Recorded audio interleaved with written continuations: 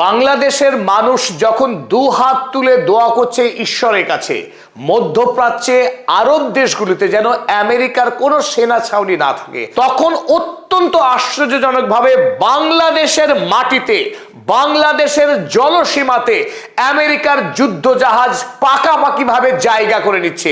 এবার বাংলাদেশে তৈরি হচ্ছে আমেরিকার সেনা ছাউনি। আর এই খবর বাংলাদেশের কোনো মিডিয়া এখনো পর্যন্ত একটি সংবাদ পর্যন্ত করেনি। এটি অপর আশ্চর্যের বিষয়। বাংলাদেশের যখন শয়ে শয়ে মিডিয়া হাউস আর অসংখ্য ইউটিউবার, তাদের মধ্যে একটি সংস্থাও গত 5 থেকে 7ই মে আমেরিকার একটি গুরুত্বপূর্ণ প্রতিনিধি দল ডোনাল্ড ট্রাম্পের অনুমতিতে ঢাকায় এসে 3 দিন ধরে তারেক রহমান সরকারের সঙ্গে আনুষ্ঠানিক বৈঠক সেরে গেলেন। আগামী দিনে আমেরিকার নেভি, আমেরিকান নৌসেনারা বাংলাদেশের কোথায় কোথায় কটি যুদ্ধ জাহাজ রাখবে এবং গোটা বাংলাদেশের সমস্ত বায়ুসেনা ঘাঁটি, বাংলাদেশের 4টে গুরুত্বপূর্ণ বন্দর ব্যবহারের আনুষ্ঠানিক অনুমতি আদায় করে মার্কিন প্রতিনিধি দল দেশে ফিরলেন। এত বড় সংবাদ এই গোটা সাউথ ইস্ট এশিয়া জুড়ে, বাংলাদেশ, ভারত, মায়ানমার এবং চীন, এই গোটা অঞ্চলের উপরে আমেরিকা যুক্তরাষ্ট্র আগামী দিনে এক মারাত্মক নজরদারি শুরু করতে যাচ্ছে। এমনকি বাংলাদেশের সেনাবাহিনীর সমস্ত গোপন তথ্য হাতিয়ে নেওয়ার অধিকার পেয়ে গেল। আর সেই অধিকার দিল বাংলাদেশের বর্তমান সরকার। আর অপর গুরুত্বপূর্ণ সংবাদ, 2013 সাল থেকে এক নাগাড়ে আমেরিকার সরকার বাংলাদেশের তৎকালীন হাসিনা সরকারকে চাপ দিয়ে আসছিল সেন্ট মার্টিন দ্বীপটি আমেরিকার হাতে তুলে দেওয়ার জন্য, যে কাজ বাংলাদেশের তৎকালীন প্রধানমন্ত্রী হাসিনা কোনোভাবেই করতে রাজি হয়নি। সেই কাজও দক্ষতার সঙ্গে করে ফেললেন বাংলাদেশের বর্তমান প্রধানমন্ত্রী তারেক রহমান। অর্থাৎ বাংলাদেশের সবচেয়ে গুরুত্বপূর্ণ একটি দ্বীপ সেন্ট মার্টিন, সেই সেন্ট মার্টিন এখন থেকে আমেরিকার সেনাবাহিনীর দখলে চলে গেল। আমরা ভারত মহাসাগরের ক্ষুদ্র একটি দ্বীপ ডিয়েগো গার্সিয়ার গল্প বলেছিলাম, যে ডিয়েগো গার্সিয়া ইংল্যান্ডের দখলে ছিল, কিন্তু সেখানে আমেরিকা যৌথভাবে ইংল্যান্ডের সঙ্গে একটা বিরাট বড় সামরিক সেনা ছাউনি চালায়। সেই ডিয়েগো গার্সিয়া থেকেই ভারত মহাসাগরের বিস্তীর্ণ অঞ্চলে প্রভাব বিস্তার করেছে আমেরিকা যুক্তরাষ্ট্র। এমনকি সেই ডিয়েগো গার্সিয়া দ্বীপ থেকে ইরানের উপরে সামরিক হামলা চালিয়েছে আমেরিকা যুক্তরাষ্ট্র। এবার একই ঘটনা ঘটতে যাচ্ছে বাংলাদেশের সঙ্গে। বাংলাদেশে আমেরিকা শেষ পর্যন্ত যুদ্ধ জাহাজ নিয়ে হাজির হলো, আর তার অনুমতি দিল বাংলাদেশের বর্তমান সরকার। কিন্তু সেই খবর না বাংলাদেশের কোনো মিডিয়া প্রকাশ করেছে, না সরকারের পক্ষে সেইভাবে কোনো বিবৃতি দিয়ে দেশবাসীকে জানানো হয়েছে যে বাংলাদেশের সরকার বাংলাদেশের মানুষের অনুমতি সাপেক্ষে সেই দেশে আমেরিকার সৈন্যবাহিনীকে সামরিক সেনা ছাউনি করার অনুমতি দিচ্ছে। আর এই খবর সম্প্রচারিত হয়েছে বাংলাদেশ থেকে নয়, এই খবর প্রকাশিত হয়েছে ইউক্রেন, ভারতবর্ষ এবং শ্রীলঙ্কার একাধিক গুরুত্বপূর্ণ সংবাদপত্রে। আমরা যে খবর আপনাদের প্রথমে দেখাবো, ইউক্রেন থেকে সম্প্রচারিত হয়েছে খবর, মিলিটার NYI, এই সংবাদপত্র ইউক্রেন থেকে সম্প্রচারিত হয় 13ই মে তারা খবর করেছিল। খবরের হেডলাইন ছিল, Bangladesh opens ports to US warships. Bangladesh আমেরিকার যুদ্ধ জাহাজের জন্য বাংলাদেশের বন্দরকে উন্মুক্ত করে দিল। আমরা যে ছবি এখানে দেখেছি, তারেক রহমান এবং আমেরিকার রাষ্ট্রপতি ডোনাল্ড ট্রাম্প তারা করমর্দন করছেন, এটি প্রতীকী চিহ্ন। সত্যি সত্যি এখনো পর্যন্ত ডোনাল্ড ট্রাম্পের সঙ্গে তারেক রহমানের এখনো সাক্ষাৎ হয়নি বা এরকম কোনো করমর্দন হয়নি, কিন্তু বাংলাদেশের সরকারি প্রতিনিধি দলের সঙ্গে আমেরিকার সরকারি প্রতিনিধি দলের সাক্ষাৎ, বৈঠক সমস্তই সম্পন্ন হয়েছে। এখন যেটুকু বাকি রয়েছে, শুভ বিবাহ শুধু বাকি, আনুষ্ঠানিক সাইনিং ইন সেরেমনি, দুটি দেশ অনুষ্ঠান করে চুক্তিপত্রের স্বাক্ষরটুকু বাকি। কিন্তু কূটনৈতিক স্তরে, আমলা স্তরে আইনি কার্যাবলী সমস্তই সম্পন্ন হয়েছে। কি কি শর্তে স্বাক্ষর করেছে বাংলাদেশ, তার যাবতীয় তথ্য আপনাদের সামনে তুলে ধরবো। পদাতিক চ্যানেল দায়বদ্ধ বাংলাদেশের সকল দর্শকের কাছে সত্য তুলে ধরার জন্য। আমরা এবার দেখবো মেরিন ইনসাইট, ভারতবর্ষের একটি গুরুত্বপূর্ণ সমুদ্র বিষয়ক সংবাদপত্র, যারা সমুদ্রের নৌসেনা চলাচল বা বাণিজ্যিক বিষয় নিয়ে কাজ করে। তারা 15 তারিখ একটি ডিটেল নিবেদন ছেপেছিল, যার শিরোনাম ছিল US plans to deploy warships in Bangladesh closer to India and China. America খুব শিগগিরই বাংলাদেশের জলসীমাতে যুদ্ধ জাহাজ মোতায়েন করতে যাচ্ছে। আর যে অঞ্চলে এই কাজ করতে যাচ্ছে অর্থাৎ বে অফ বেঙ্গল, বঙ্গোপসাগর এলাকায়, যেটি ভারতবর্ষ এবং চীনের সংলগ্ন, অর্থাৎ এই গোটা অঞ্চলে আগামী দিনে মার্কিন সেনার একটি অভাবনীয় প্রভাব বলয় তৈরি হতে যাচ্ছে। আর এর ফলে দিস ডিল, আমেরিকার সঙ্গে বাংলাদেশের যে চুক্তি হতে যাচ্ছে, this deal will give US navy ships direct access to ঢাকার পোর্টস অ্যান্ড এয়ারপোর্টস। আর এই চুক্তির ফলে বাংলাদেশের যে সমস্ত বন্দর রয়েছে, চট্টগ্রাম বন্দর, মোংলা বন্দর, পায়রা বন্দর এবং নির্মীয়মান মাতারবাড়ি বন্দর, এই 4টি বন্দরে আমেরিকার নৌসেনার যুদ্ধ জাহাজগুলি অবাধে প্রবেশ করবার, সেখানে থাকবার অধিকার লাভ করবে। For maintenance, refuelling and resupply operations. আর এই বন্দরগুলি থেকেই আমেরিকার যুদ্ধ জাহাজের মেইনটেনেন্স করবে, সেখানে জ্বালানি সংগ্রহ করবে এবং রিসাপ্লাই অপারেশন তারা চালাবে। অপরদিকে শ্রীলঙ্কা বাংলাদেশ থেকে সামুদ্রিক পথে একটু দূরেই অবস্থিত, তারাও কিন্তু আমেরিকার যে সেনাবাহিনীর উপস্থিতি হবে এই গোটা অঞ্চলে তার জন্য উদ্বিগ্ন। তাদের শ্রীলঙ্কা গার্ডিয়ান খবরের কাগজ তারাও এই সংবাদ ছেপেছে, US to deploy warships in Bangladesh sea. বাংলাদেশের সমুদ্রে আমেরিকা যুদ্ধ জাহাজ মোতায়েন করতে চলেছে। আমরা আগেই জানিয়েছি আমেরিকার সঙ্গে বাংলাদেশের দুটি গুরুত্বপূর্ণ চুক্তি হচ্ছে। তার প্রথম চুক্তি হলো আকসা।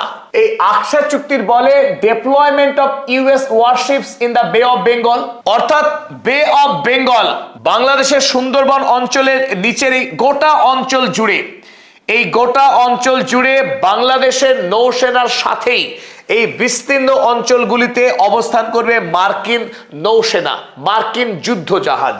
অ্যাক্সেস টু বাংলাদেশের সি পোর্টস, বাংলাদেশের সবচাইতে গুরুত্বপূর্ণ বন্দর এই চট্টগ্রাম বন্দর, চট্টগ্রাম বন্দরে প্রবেশ করার অধিকার লাভ করছে।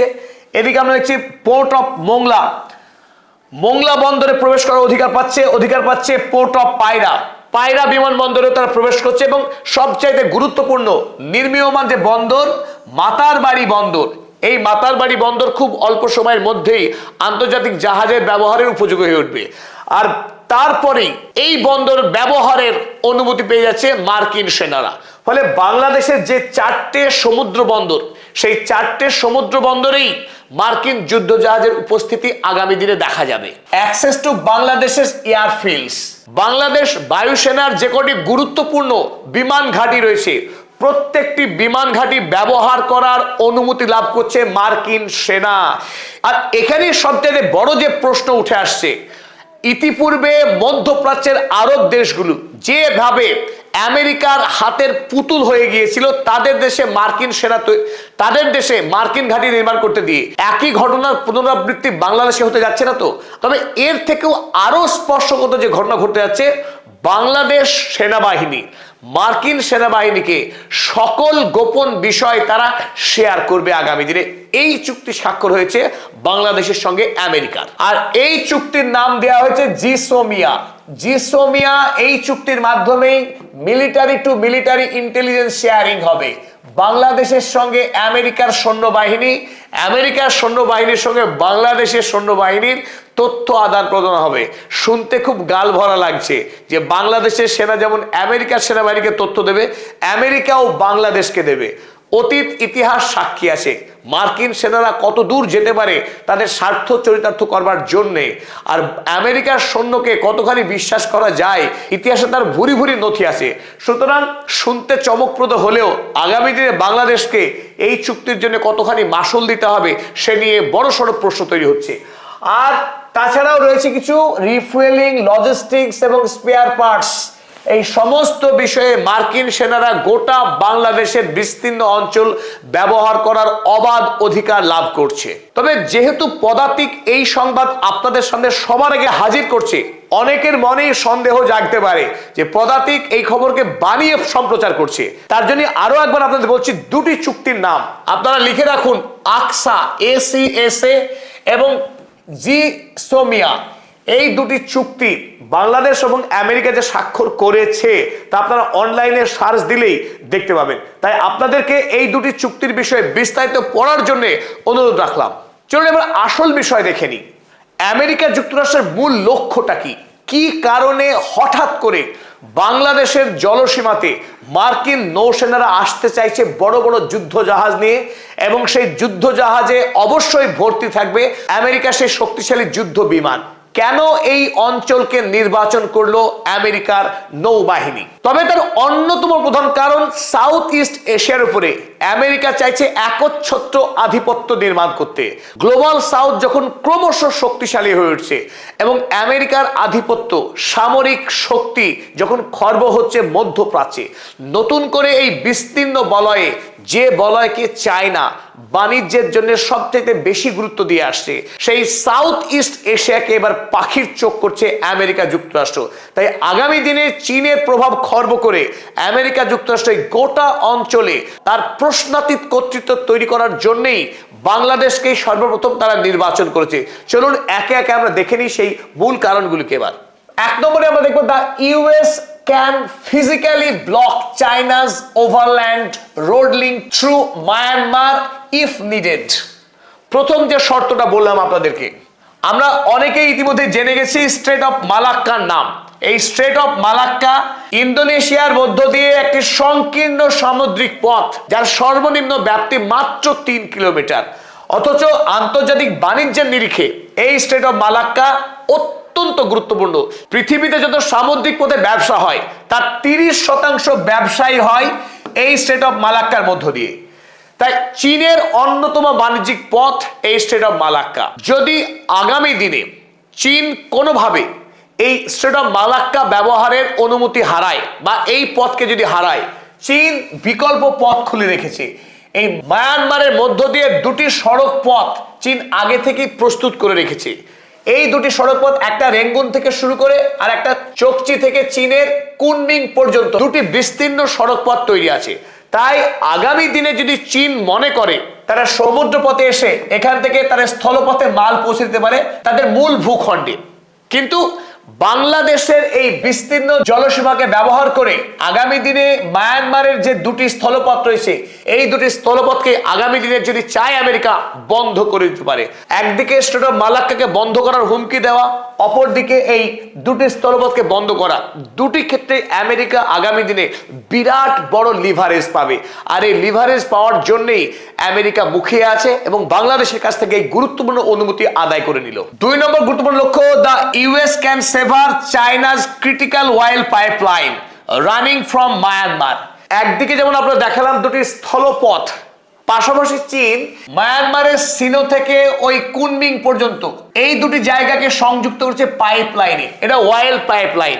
এই বিস্তীর্ণ অয়েল পাইপলাইনকে ব্যবহার করে চীন চাইলে অনায়াসে খুব অল্প পথে এখান থেকে চীনের মেইনল্যান্ডে তারা তেল বহন করে নিয়ে যেতে পারে।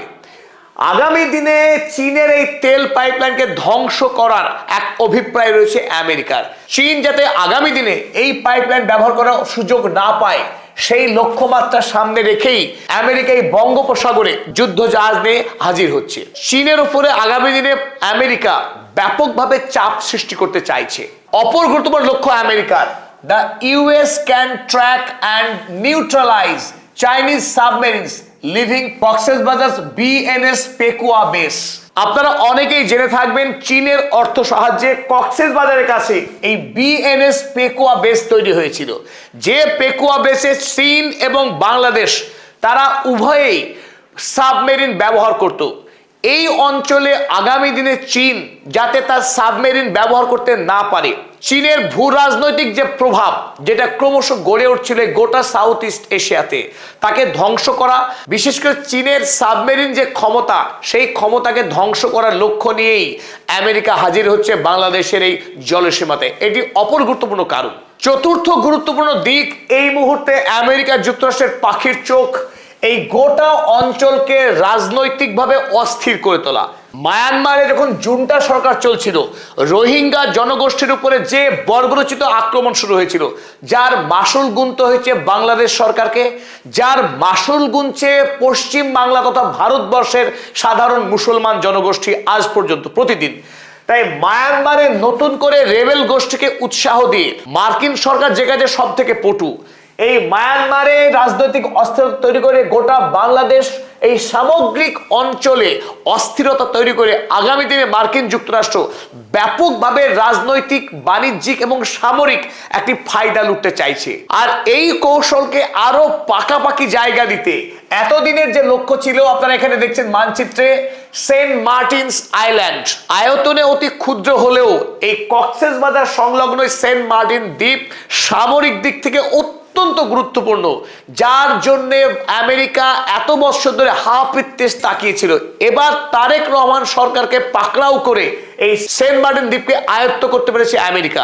এখন আইনে বলা হয়েছে এই সেন্ট মার্টিন দ্বীপে বাংলাদেশের মিলিটারি এবং আমেরিকার মিলিটারি তারা যৌথভাবে কার্যক্রম চালাবে। কিন্তু আমরা একথা অনায়াসেই অনুমান করতে পারি আগামী দিনে এই সেন্ট মার্টিন আইল্যান্ড বকলমে আমেরিকার দখলে চলে যাবে।